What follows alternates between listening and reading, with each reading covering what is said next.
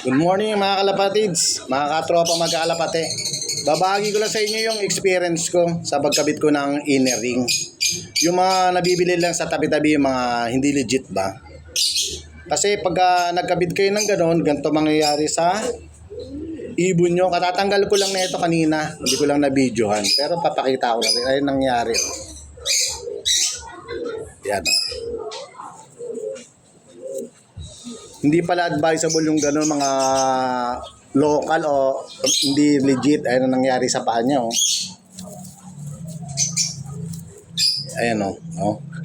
Humulma siya sa sa paa ng ibon. Kaya pala sabi ko parang pilay lagi eh. Ngayon eto siya. Binaklas ko na yung ring niya. Eto yung ring niya. Medyo mahirap-hirap din baklas. Hindi pala basta-basta mababaklas to. Matalas. Eto yung inner ring na binaklas ko. Ayan o.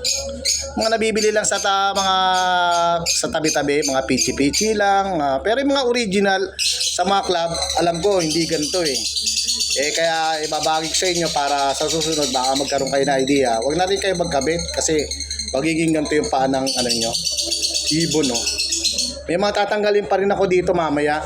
Kaya lang, ito lang muna inuna ko. Marami akong kinabitan na ito yung mga young bird nung araw. Hindi ko nga lang nailamang kasi busy. Ayan siya oh. Oh, nakita nyo? Galing, no? Ang forma niya. Ayan.